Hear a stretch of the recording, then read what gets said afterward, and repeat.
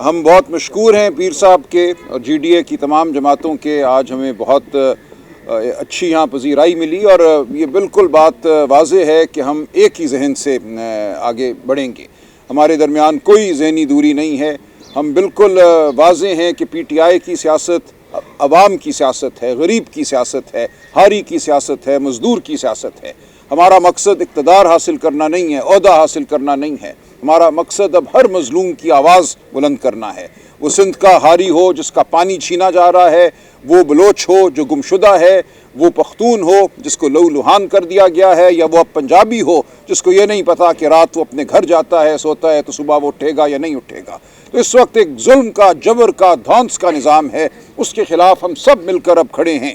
اور اس میں کوئی دو رائے نہیں ہے کہ پاکستان کی بقا شرافت میں ہے, ہمارے آئین میں ہے, ہمارے قانون میں ہے. ایک ایسا نظام جو دھونس پر مبنی ہو, جو جھوٹ پر مبنی ہو, جو الیکشن کی لوٹ پر مبنی ہو, وہ نہیں چل سکتا. ہم اس کے خلاف بھرپور مزاحمت کریں گے, پورے پاکستان میں کریں گے. گلگت بلتستان, آزاد کشمیر سے لے کر گوادر اور تربت تک ہر جگہ آپ دیکھیں گے کہ ایک ہی آواز بلند ہوگی.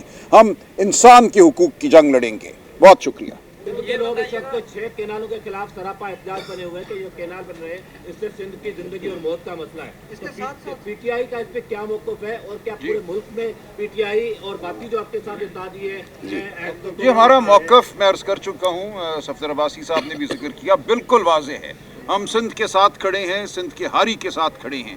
یہ نہیں ہو سکتا کہ سندھ کا پانی چھینا جائے کسی گرین انیشیٹو کے لیے یا کسی اور خطے کو دیا جائے. تو ہم بالکل سندھ کے حقوق کے لیے لڑیں گے, سندھ کے ساتھ ہم کھڑے ہیں. میں نے عرض کیا ہم ملک کے ہر حصے کے حقوق کے لیے لڑیں گے اور کھڑے ہیں. ہمارا کوئی فاصلہ نہیں ہے سندھ سے. ہم بالکل سندھ آتے بھی رہیں گے. ہماری یہاں کی پارٹی بہت متحرک ہے.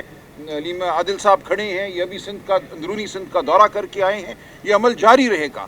ہم اس تحریک کا مکمل طور پہ حصہ بنے رہیں گے.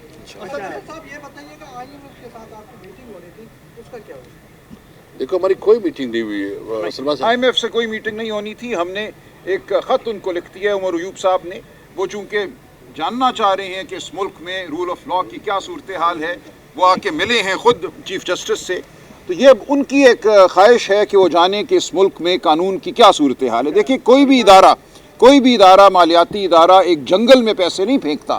وہ دیکھتا ہے کہ اس ملک میں کوئی قانون ہے, یہاں پہ کوئی نظام ہے یا نہیں ہے. تو اس حوالے سے ہم نے اپنی گزارشات, اپنا موقف بھیج دیا ہے, ہر ادارے کو بھیج دیا ہے جس کو معلوم ہونا چاہیے. سلمان صاحب, آپ کے ایک وقت نے چیف جسٹس آف پاکستان سے بھی ملاقات کی ہے, تو آپ سمجھ رہے ہیں یہ مناسب بات تھی کہ چیف جسٹس سے ملاقات کر کے معاملات طے کیے جائیں؟ نہیں, معاملات طے نہیں کیے. میں اس ملاقات میں شامل تھا, لطیف کھوسہ صاحب بھی شامل تھے. دیکھیں, ہم نے ملاقات عمران خان صاحب سے مشاورت کے بعد کی, ان کی مرضی سے کی, اور ہم یہ سمجھتے ہیں کہ ہمیں کوئی بھی دروازہ جو ہے وہ بند نہیں چھوڑنا چاہیے. ہم ہر جگہ دستک دیں گے. ہم نے چیف جسٹس کو کہا کہ ہم 26ویں آئینی ترمیم کو نہیں مانتے, نہ اس کے متن کو مانتے ہیں, نہ طریقہ کار کو مانتے ہیں. لوگوں کو اغوا کیا گیا, تشدد کے ذریعے یہ ترمیم ہوئی. یہ بالکل باشگاف الفاظ میں ہم نے بات کی.